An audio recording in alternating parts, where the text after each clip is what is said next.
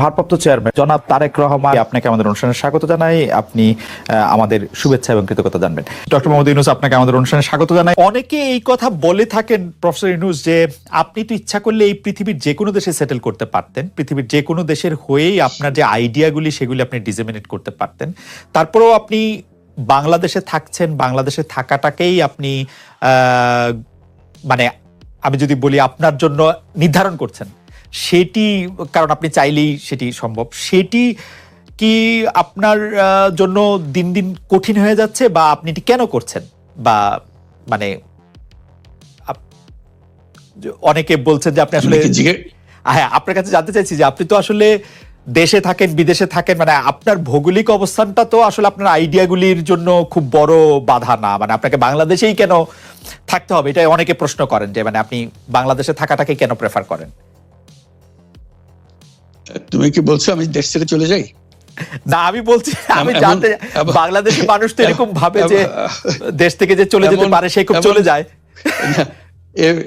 এমন কুসন্তান করলাম দেশের জন্য, এখন পরামর্শ দিয়ে আপনি দেশ ছেড়ে চলে যান, এই অবস্থা হলো আমার। মনে করি না আমার এই অবস্থা হয়েছে যে আমি দেশেরই সন্তান, এই দেশেই থাকবো, দেশের জন্য যে কাজ করি সেটাই করব, এটা যতদিন আমি বেঁচে আছি সেটাই করে যাব। আমাকে বিভিন্ন দেশ থেকে আহ্বান জানাই, আমি কেন ওখানে দেশে থাকছেন। আজকেও একটা নতুন দেশ থেকে আহ্বান পেলাম, বলে আমরা সব ব্যবস্থা করে দেবো। এটা আর একটা নতুন দেশ যোগ হলো আছে। কিন্তু আপনি আপনি বাংলাদেশেই থাকতে চান, এবং আমাদের কাছে যেটি মানে আমরা সাংবাদিক হিসেবে আপনাকে প্রশ্ন করতেই হয়, আপনি দেখেছেন যে আপনার প্রতিষ্ঠিত গ্রামীণ ব্যাংকের একটি সংবাদ সম্মেলন হয়েছে, সেই গ্রামীণ ব্যাংকের সংবাদ সম্মেলন থেকে আপনার বিরুদ্ধে যে অভিযোগ করা হয়েছে সেই অভিযোগ মানি লন্ডারিং এর। সেই অভিযোগের ক্ষেত্রে বলা হয়েছে আমি সবচেয়ে ডাকু বাংলাদেশে, সবচেয়ে বড় ডাকাত এদেশে, কাজে সেই হিসাবে সবাইকে জানান দেওয়া হচ্ছে, সেই হিসাবে আমি পরিচিত হয়েছে। আমি সবচেয়ে বড় ডাকাত, আমি সবচেয়ে সাংঘাতিক মানুষ যে দেশের সর্বনাশ করে যাচ্ছি, সেইভাবে পরিচিত হয়েছে। আপনি আমাদের একটু বলবেন যে আপনি বাংলাদেশের জন্য বা আপনার পরবর্তী লক্ষ্যগুলি কি সারা পৃথিবীর জন্য? আপনি তো শুধু বাংলাদেশ নিয়ে ভাবেন না, যে আপনি আসলে কি করতে চান বা কেমন দুনিয়া চান বা কেমন বাংলাদেশ চান, সেটা আপনার কি লক্ষ্য এই মুহূর্তে? ওই যে বললাম যে এটাই হলো আমাদের স্বপ্নের বীজতলা, যে আমাদের স্বপ্নগুলো একটা একটা দাসে একটা নতুন আইডিয়া আসে, সেটা একটা বীজতলা। এটা আমরা ট্রাই করে দেখি, একটা ছোট আকারে করি, এটা সফল হলে আর একটু বড় আকারে করি, এটা বাংলাদেশে করি। একবার সফল হলে সারা দুনিয়া এটা লুফে নেয় দেওয়ার জন্য, সারা দুনিয়ার লোক এখানে আসে, আমাদের লোককে নিয়ে যায়, সেভাবে কাজকর্ম করছি। এটা আমরা একটা থাকছি বাংলাদেশে, করছি বাংলাদেশে, কিন্তু সারা দুনিয়ার লক্ষ্য আমাদের দিকে, আমরা কি করছি, কি চিন্তা করছি, কিভাবে এগুলো পরিচালনা করছি।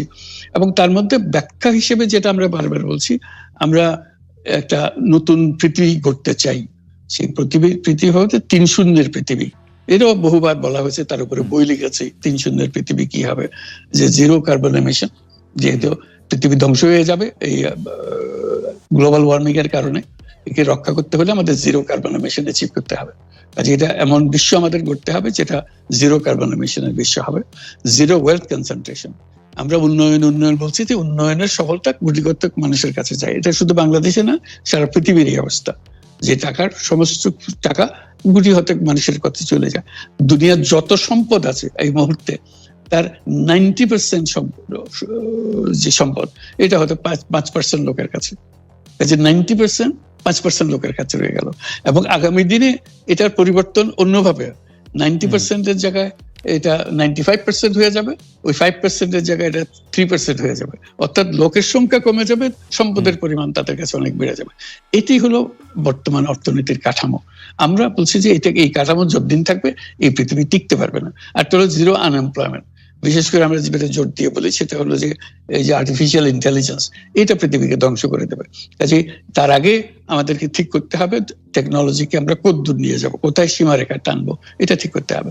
সেই পৃথিবীর নাম দিয়েছি আমরা ৩-০ পৃথিবী, ৩-0 ওয়ার্ল্ড।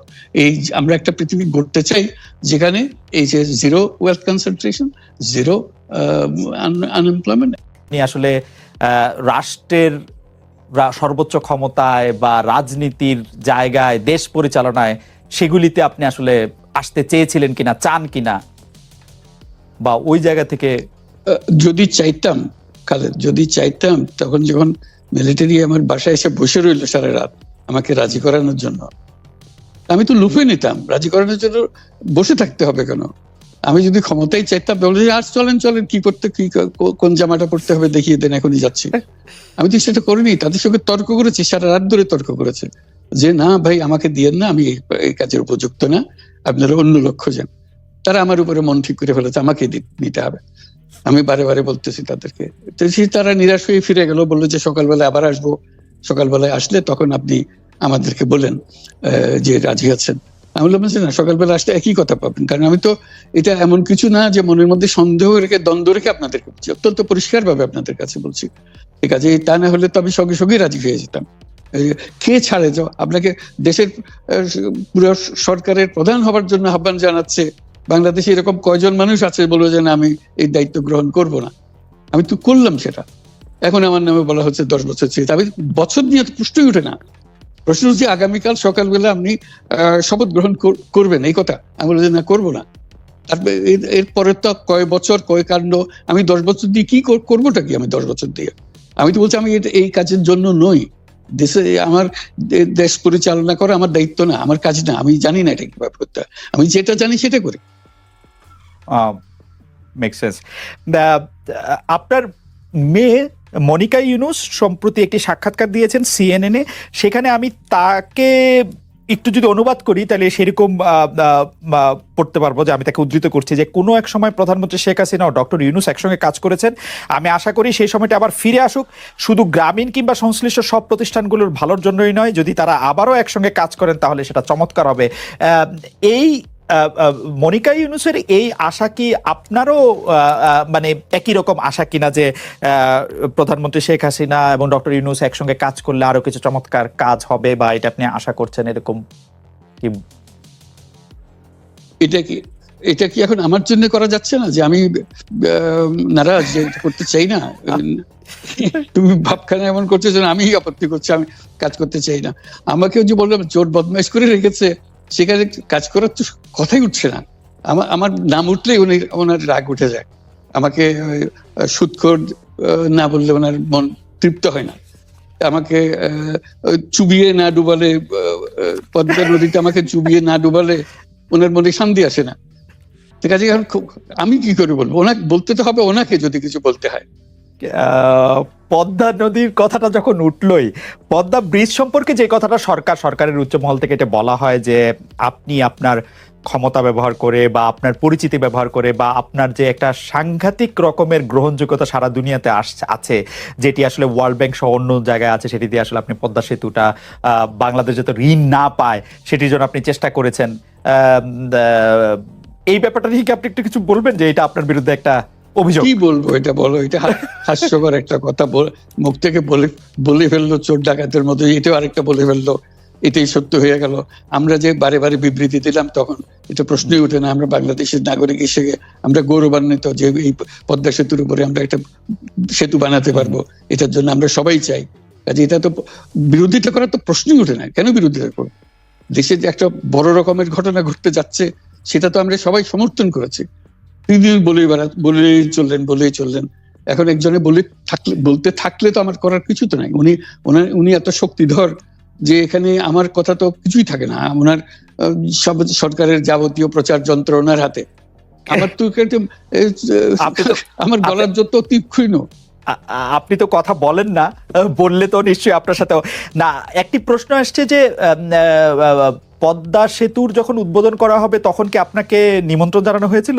মানে রাষ্ট্রের পক্ষ থেকে এরকম বলা হয়েছিল যে আপনাকেও নিমন্ত্রণ জানানো হবে, বা আপনি মনে আছে কিনা? মনে পড়ে না, এরকম করছে। আচ্ছা, গ্রামীণ ব্যাংকের আপনি যখন মানে গ্রামীণ টেলিকমটা আপনি প্রতিষ্ঠা করেন, সেই সময়ে গ্রামীণ টেলিকমের সাথে গ্রামীণ ব্যাংকের সম্পর্কের যে বিধিমালা, সেই বিধি কি আপনি যখন চলে এসেছেন গ্রামীণ ব্যাংক থেকে সেটি পরিবর্তন করা হয়েছিল? তো সেই পরিবর্তনটি মানে পরিবর্তনটির জায়গাটা যদি আমাদের একটু পরিষ্কার করতেন।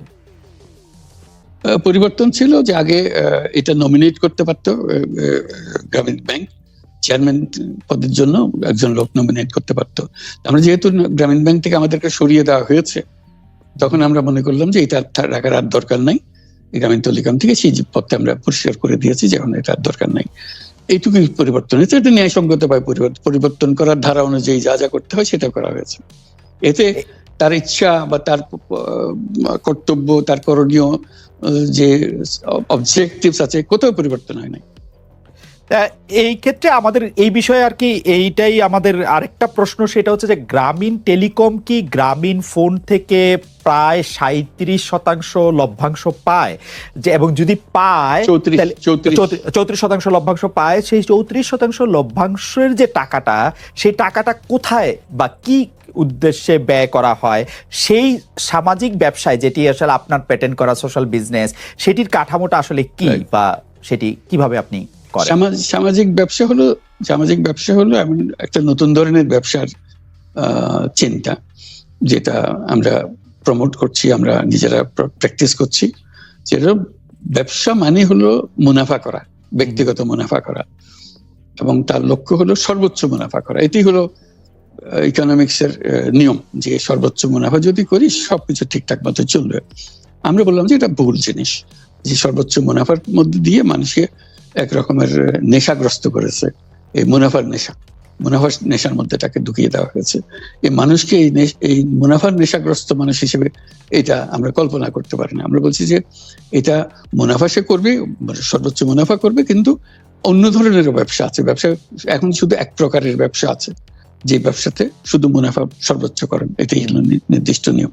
আমরা বলছি আরেক রকমের ব্যবসা, যেটা হলো মানুষের সমস্যার সমাধান করা, মুনাফার জন্য কোনো রকমের ইচ্ছা তার না থাকা, মুনাফা বিহীন ভাবে, কোনো মুনাফা, ব্যক্তিগত মুনাফা না নিয়ে শুধু সমস্যার সমাধানের জন্য ব্যবসা করা, এটাকে আমরা বলছি সামাজিক ব্যবসা। আপনি যদি ওই জায়গা থেকে শুরু করেন যে আসলে প্রথম এই যে হামলা, কারো উপরে একদম বিচার করে ফেলা, চল দেখে আসি, এইটার মধ্যে এটা শেষ করে দেই, এগুলো আপনারা শুরু করছিলেন আসলে, বা আপনাদের কাছাকাছি জায়গা থেকে শুরু হয়েছিল, আপনাদের সমর্থন ছিল। এখন কি এটা একটু আয়ত্তের বাইরে চলে গেছে কিনা? মানে সারা বিশ্বের কাছে যখন একটা বিনিয়োগ বোর্ডের একটা মিটিং হচ্ছে, তখন আমরা এটা কি প্রমাণ করলাম? ইসরায়েলের বিরুদ্ধে আমাদের প্রতিবাদ জানাইতে গিয়ে জুতার দোকানের জুতা লুট করে নিয়ে আসা।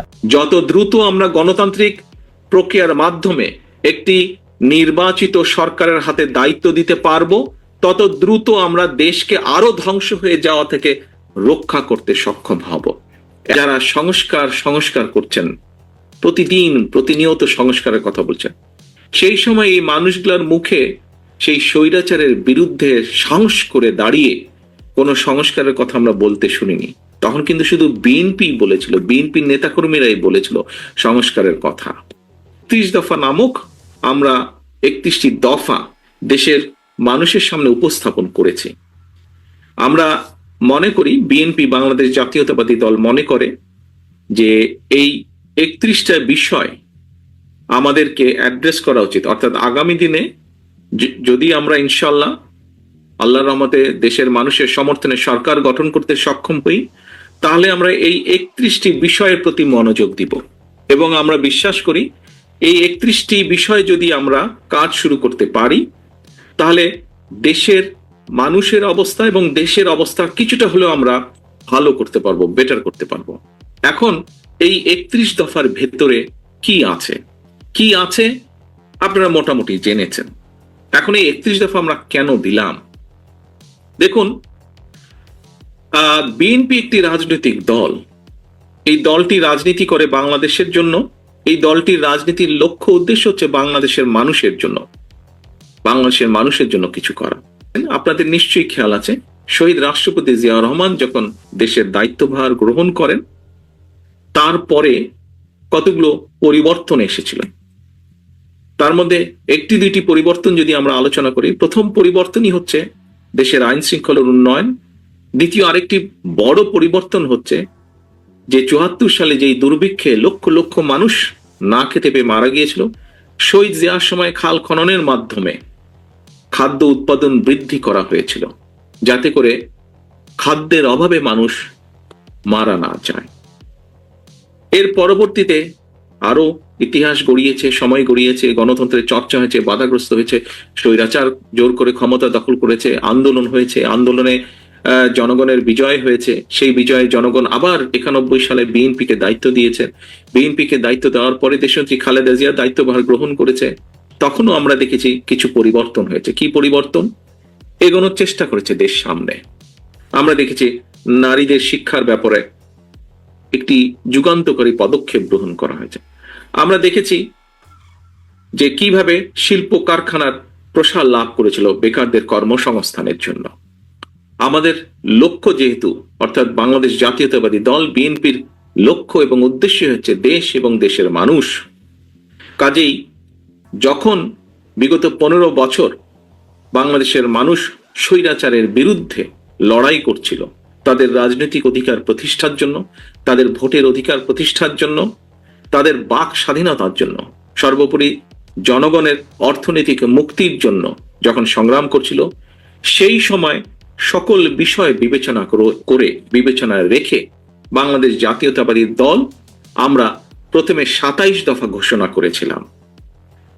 তার পরবর্তীতে বিভিন্ন রাজনৈতিক দল যাদেরকে সাথে নিয়ে যারা বিএনপির সাথে অথবা বিএনপি যাদেরকে সাথে নিয়ে স্বৈরাচার বিরোধী আন্দোলনে নেতৃত্ব দিচ্ছিল, স্বৈরাচার বিরোধী আন্দোলনে মাঠে ছিল, তাদেরকে সাথে নিয়ে আমরা 31 দফা পরবর্তীতে ঘোষণা করি। এবং এই 31 দফা সংস্কার কর্মসূচি বলেন বা দেশ উন্নয়ন কর্মসূচি বলেন, যেভাবেই আমরা বলি না কেন, এটি আমরা এমন এক সময় দিয়েছিলাম, এমন এক সময় জাতির সামনে আমরা উপস্থাপন করেছিলাম আজ থেকে 2-2.5 বছর আগে, যখন বর্তমানে অনেক মানুষকে আমরা দেখছি যারা সংস্কার করছেন, প্রতিনিয়ত সংস্কারের কথা বলছেন। সেই সময় এই মানুষগুলোর মুখে সেই স্বৈরাচারের বিরুদ্ধে সাহস করে দাঁড়িয়ে কোনো সংস্কারের কথা আমরা বলতে শুনিনি। তখন কিন্তু শুধু বিএনপি বলেছিল, বিএনপির নেতাকর্মীরাই বলেছিল সংস্কারের কথা। তবে আজকে যারা সংস্কারের কথা বলছেন, আমরা তাদেরকে আন্তরিকভাবে ধন্যবাদ জানাই। তখন হয়তো বলেননি, কিন্তু এখন বলছেন, তাদেরকে আমরা আন্তরিকভাবে ধন্যবাদ জানাই। কারণ আমরা যেই কাজটি 2 বছর আগে থেকে শুরু করেছিলাম, যখন আমরা জানতাম যে এই স্বৈরাচারের পতন হবে, হয়তো আমরা অগাস্টের 5 তারিখটি জানতাম না, কিন্তু আমাদের দৃঢ় বিশ্বাস ছিল যে স্বৈরাচারের পতন আর বেশি দূরে নয়। আমরা দেশের মানুষের সামনে উপস্থাপন করেছিলাম এই 31 দফা। সেই মানুষগুলো যারা আজ সংস্কার প্রস্তাবকে সমর্থন দিচ্ছে, আপনারা নিশ্চয়ই খেয়াল করেছেন, আমরা 2 বছর আগে বলেছি যে একজন ব্যক্তি 2 বারের বেশি প্রধানমন্ত্রী হতে পারবে না।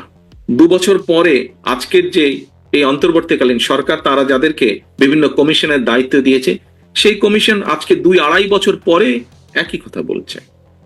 বাংলাদেশ জাতীয়তাবাদী দল 2 থেকে 2.5 বছর আগে বলেছিল যে একজন ব্যক্তি পরপর 2 বারের বেশি প্রধানমন্ত্রী হতে পারবে না। আজকে 2 থেকে 2.5 বছর পরে বর্তমান সরকারের কমিশনের ব্যক্তিবর্গ ওনারা বলছেন যে একজন ব্যক্তি 2 বারের বেশি প্রধানমন্ত্রী হতে পারবে না। আমরা উচ্চ কক্ষের কথা বলেছি 2-2.5 বছর আগে। আজকে 2-2.5 বছর পরে বর্তমান সরকারের কমিশন, সংস্কার কমিশন একই কথা বলছেন। এরকম আমরা আরো অনেকগুলো কথা বলেছি কম বেশি, যেগুলো 2.5 বছর পরে ওনারা বলছেন। হতে পারে আমাদের সাথে ওনাদের 100% মতামতের মিল নেই, হয়তো 80% মতামতের মিল আছে। তার অর্থ কি? তার অর্থ দাঁড়াচ্ছে যেগুলো যেগুলো বিষয়, রাজনীতির মূল বিষয়, দেশের নীতি নৈতিকতার মূল বিষয়, রাজনীতির নীতি নৈতিকতার মূল বিষয়, সেগুলো কিন্তু বিএনপি অনেক আগেই বলেছে। এখন এটিতে গেল রাজনীতির বিষয়। রাজনীতির গুণগত পরিবর্তন আমরা আনতে চাই, বাংলাদেশ জাতীয়তাবাদী দল আনতে চায়। শুধু দল না, দলের ভিতরে যেরকম আমরা পর্যায়ক্রমিকভাবে চেষ্টা করছি, একই সাথে আমাদের যদি সুযোগ হয় ইনশাআল্লাহ রাষ্ট্র পরিচালনা, তাহলে আমরা সার্বিকভাবে সেটি আনতে চাই। এবং সেই জন্য আমরা দল মত নির্বিশেষে সমাজের প্রত্যেকটি মানুষের সহযোগিতা আমরা চাই। একই সাথে শুধু রাজনীতির গুণগত পরিবর্তন আনলেই তো সবকিছু হয়ে যাবে না, সবকিছুকে হয়ে যাবে না। তারপরেও আসল কতগুলো বিষয় বাকি থাকে। কি সেই বিষয়? প্রথমেই যদি বলতে হয়, এই যে দ্রব্যমূল্যের লাগামহীন গতি, যেটি প্রত্যেকটা সমাজের কম বেশি প্রত্যেকটি মানুষকে কষ্ট দেয়, এই লাগামহীন গতির লাগাম টেনে ধরতে হবে। এবং এই লাগাম যদি টেনে ধরতে হয় তাহলে পদক্ষেপ গ্রহণ করতে হবে। এটি গেল একটি। বাংলাদেশে বহু মানুষ আছে, বহু যুবক আছে, বহু নারী আছে যারা বেকার বিভিন্ন কারণে কর্মসংস্থানের ব্যবস্থা তাদের হচ্ছে না। মানুষের কর্মসংস্থানের ব্যবস্থা করতে হবে, শুধু বড় বড় কথা বললে তো হবে না। শুধু সংসদে উচ্চকক্ষ তৈরি করলেই সমস্যার সমাধান হবে না, আলোচনা হবে, উপায় বের হবে, কিন্তু সেই উপায়কে বাস্তবায়ন করতে হবে। শুধু একজন ব্যক্তি দুইবারের বেশি প্রধানমন্ত্রী হবে না এই কথা তো বললে হবে না। হলো না প্রধানমন্ত্রী, তাতে পাবলিকের কি যায় আসে? পাবলিককে মানুষের জন্য কর্মসংস্থানের ব্যবস্থা করতে হবে, আয় রুজির ব্যবস্থা করতে হবে, মানুষের দ্রব্যমূল্যের লাগাম, যে ঊর্ধ্বহীন লাগাম দ্রব্যমূল্যের, এটির গতি টেনে ধরতে হবে, কৃষকের ফসলের উৎপাদন বাড়াতে হবে। আবার একই সাথে কৃষক যাতে পণ্যের ন্যায্য মূল্য পায় সেটিও নিশ্চিত করতে হবে। কৃষকের জন্য খাল কাটার ব্যবস্থা করতে হবে, যাতে কৃষক অল্প খরচে সহজে পানি পেতে পারে তার দ্রব্য উৎপাদনের জন্য, কৃষি পণ্য উৎপাদনের জন্য। কারণ কৃষক যদি ক্ষতিগ্রস্ত হয়, প্রত্যক্ষভাবে পরোক্ষভাবে আমরা সকলে ক্ষতিগ্রস্ত হব। ঠিক একইভাবে বাংলাদেশের ভবিষ্যৎ প্রজন্ম, শিশু যারা আছে, তাদের জন্য শিক্ষার ব্যবস্থাকে সহজ করতে হবে। শুধু শিক্ষার ব্যবস্থাকে সহজ করলেই হলো না, তাদেরকে যারা শিক্ষিত করবেন, যেসব শিক্ষক, সেই শিক্ষকদেরকে আবার একটা কমফোর্ট দিতে হবে। কি সেটি? তাদেরকে সহযোগিতা দিতে হবে অর্থনৈতিকভাবে, যাতে করে তারা তাদের পুরা মনোনিবেশ করতে পারেন, মনটাকে একদম মনোনিবেশ করতে পারেন শিক্ষার জন্য। অর্থাৎ তারা যাতে সুষ্ঠুভাবে এই দেশের ভবিষ্যৎ প্রজন্মদেরকে শিক্ষা দিতে পারে, সঠিক শিক্ষা দিতে পারে, সেটির ব্যাপারেও নজর দিতে হবে। শুধু বই খাতা দিলে হবে না, শুধু বিল্ডিং বানালে হবে না, শিক্ষকদের প্রতিও নজর দিতে হবে। একইভাবে নজর দিতে হবে মানুষের স্বাস্থ্যের জন্য। একটি কথা আমরা প্রায় শুনি, বাংলাদেশের সাধারণ মানুষ যারা তারা দেশের হাসপাতালগুলোতে ঠিকভাবে চিকিৎসা সুবিধা পায় না। এর বাইরে যে সকল মানুষ আর্থিকভাবে এফোর্ড করতে পারেন, আর্থিকভাবে যাদের পক্ষে সম্ভব, তারা হয়তো কেউ বাংলাদেশের বাইরে অন্য দেশে চিকিৎসার সুবিধা নিতে চলে যান। কাজেই আমরা যদি এই মানুষগুলোকে দেশের ভিতরে রেখে, দেশের ভিতরে যদি তাদেরকে চিকিৎসা সেবা দিতে চাই, তাহলে চিকিৎসার ব্যবস্থার উন্নয়ন ঘটাতে হবে, ওষুধের দাম কমাতে হবে, ওষুধের দাম কমানোর পদক্ষেপ নিতে হবে। এরকম বহু কাজ বাকি আছে। যে ঢাকা শহরে এখান থেকে এয়ারপোর্ট যেতে মাত্র 30 কিলোমিটার, অথচ বহু সময় লাগে, যানজট থেকে আরম্ভ করে পরিবেশের দূষণ।